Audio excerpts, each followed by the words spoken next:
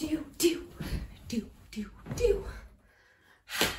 guys, welcome back to my channel. I hope you're all having a lovely day. So in today's video I thought I would do another endometriosis Q&A. It has been a while, probably like at least a year since I did my last one, so I thought it would be nice to do another update and the Q&A, see what you guys wanted to know. So the first question that I thought was the most logical to start with is what's happening with your endo. So a quick a quick whistle-stop tour of what my endo history is. In March of 2020, I had an excision surgery with a specialist that diagnosed my endometriosis and excised it. And for, I would say, a good year, I was doing better. I wasn't by any means normal, but I was definitely better than I had been before my surgery. However, I would say in the last year or so, things have started to deteriorate again, particularly in the last few months. It's really, and if I'm being honest, I'm actually really struggling at the moment. My pain is increasing a lot. The endometriosis now appears to be really affecting my bladder and possibly even my kidney. I am having to go for a wee, I shit you not, every 10 minutes. Every single 10 minutes in the build up to my period, during my period, and for a week or so after. And it is hellish because every single time I go, my left flank is in agony. It is so painful. Before anyone asks, I don't have a UTI or anything like that. Tests have been done. I don't have them. Like, I very rarely get UTIs. I do, however, sometimes get blood in my urine, which they're saying is probably because of the endometriosis. Unfortunately, very unfortunately, because the NHS is an absolute mess at the moment, I was actually waiting to see a specialist in London for just over 2 years, but it kept getting messed up. They kept accidentally discharging me, the referral getting lost, then me being referred to them, but them not being contactable. I couldn't reach them, nothing I could do worked. So after 2 years of trying to speak to someone, I gave up and I asked my GP to refer me back to my previous specialists. I was meant to have my first appointment with them in October, but of course that got cancelled, so it's now at the end of December.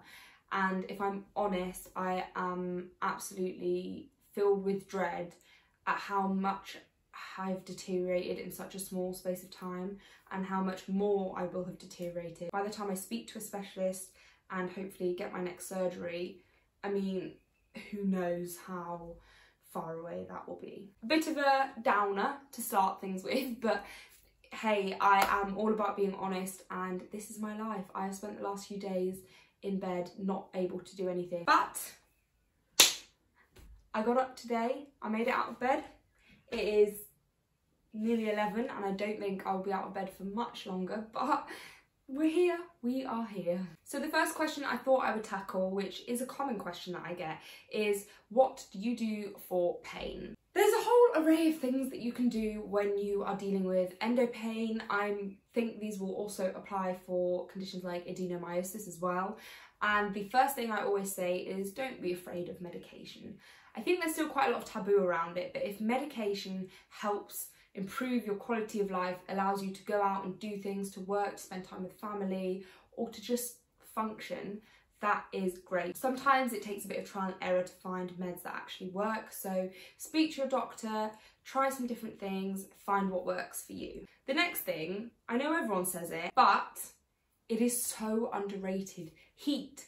Heat therapy is an absolute saviour. That can take all sorts of different forms, whether that's a hot bath, a hot water bottle, whether that is holding the shower head to your tummy, all things that I do. Or my favourite thing at the moment is this electric heat mat that I got off of Amazon, and so many of you guys have it too and we all swear by it.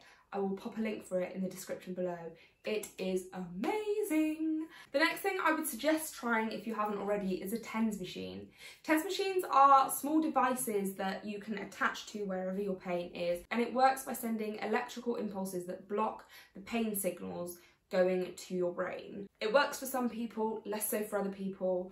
I do find it helpful. It by no means gets rid of my pain, but it almost acts as a sort of distraction, and I find it most helpful when I attach it to my lower back. The next thing that I do is use a pressure point on my lower back. I believe this pressure point is also often used during labour, and I find it really helps with the contraction-like pains that I get. So if you go down the centre of your back, so down your spine, right to the bottom, just above your bum, and if you get your knuckles into that spot, or get someone else to do it for you, it is bliss.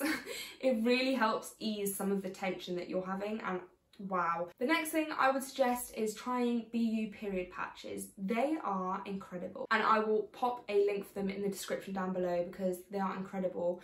They use all sorts of natural oils, things like that, and they give this really like cooling, tingling effect that it just feels so nice, especially when you're in that sort of pain. The next thing that some people find helpful, personally, I didn't so much, but acupuncture.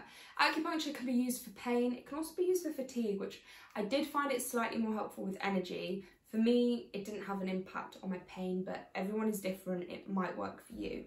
Then there's pelvic physio. So many people really recommend pelvic physio, and it is something you can speak to your doctor about, see if they can refer you, because I know a lot of people really swear by it. The next things go hand in hand, and that is breathing and mindfulness. When your pain gets to those crazy high levels where for me it feels like I might actually die, like this pain is so bad, my body cannot survive this, your anxiety and your panic obviously increase because you're starting to freak out. And when you freak out, when you panic, that can actually drive the pain and make it all worse. So what I do to try and bring myself down a bit, to ground myself, is just really focus on my breathing. I take really deep, slow breaths in and out to just keep me from reaching that really escalated level of anxiety. The next question I got was how to get a doctor to listen to me. The first thing I would say is keep a symptom diary. That means tracking your symptoms, when you get them, what might be causing them, and it allows you to have a really clear picture of what's going on and any patterns. If you go over to my Instagram and you click the link in my bio, I put together a PDF for a symptom diary that is free to download. If you've got that symptom tracker, you can take it with you to your appointment, and it just makes it a little more straightforward, a little more easy for the doctor to understand, because they can just look at it and see it all right there. The second thing that I would suggest is write a list of questions or anything that you want to talk about before you go into your appointment. These appointments are stressful, let's face it, and sometimes, if not all the time, things just, you just go blank. Everything goes blank, and it's easy to forget things that you wanted to say or wanted to ask. So by writing a list of questions beforehand, you just make sure that there's nothing you're going to miss. The next thing I would say is check the NICE guidelines before you go into your appointment. Maybe even print them out. NICE guidelines tell you what your doctor or your GP, whoever, what they should be doing when you are going to them with this problem. It also means that if your doctor does not follow the NICE guidelines, you can ask them why, and you can ask them to put on your record that they denied you X, Y, Z. Now let me be clear, your doctor probably will not like it if you do this. However, you will find that a lot of the time, if you ask them to put on record that they denied you something, the mood changes a bit. They might change their mind. I don't know, just say it. The final thing I would say about this is there are some amazing doctors out there who are kind and who listen and who want to help. There are also a lot of doctors out there who are incredibly dismissive, who are of no help, and who, let's face it, don't really know anything about endo. And if you get the latter, please don't give up. Go to other doctors, get a second opinion, a third opinion, a fourth opinion, until you find someone who actually listens and takes you seriously. Another question I got was if I have any tips for dating with endo. The first thing I'd say is go at your own pace. Share when you want to share. Be that the first date, or be that the 5th, 6th, 7th day. It's your body, your health, your life. You share it when you feel ready. For me personally, Harvey knew from day dot because we were actually friends who lived together first. So that was never a secret. He always knew, and it was never a problem. The other thing I want to really drive home, because I know so many people with endometriosis or other chronic illnesses really feel this. I've felt this too. You're not a burden. You are more than your health, and you bring so much to the table, so much to a relationship.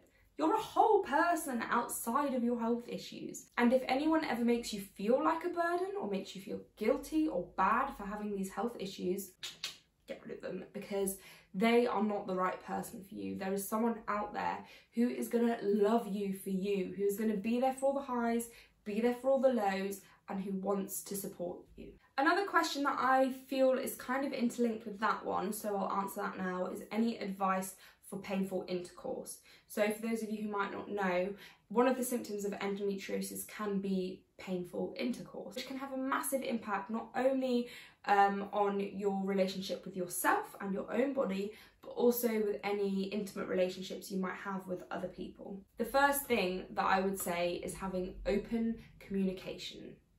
So important. Being able to have the safe space between you and your partner to talk about these, let's face it, sometimes slightly uncomfortable things is vital. And when I say have open communication, I mean tell them what hurts, tell them what doesn't hurt, tell them how it makes you feel, give them space for them to share how it makes them feel. There is no shame in talking about this, and the more you talk about it, the more it will bring you together because you can face it together. It's not something that you should be facing on your own. In terms of more practical things that you can do, I know a lot of people take medication in advance when they know they're going to be intimate. This is something I think that is more for people who get the pain pretty much every single time, rather than those of us who get it here and there. The other thing that I would suggest trying is there are a few brands out there who have created a toy. It's not really a toy, but just call it a toy. They're basically rings that you can use to help reduce the depth of penetration, because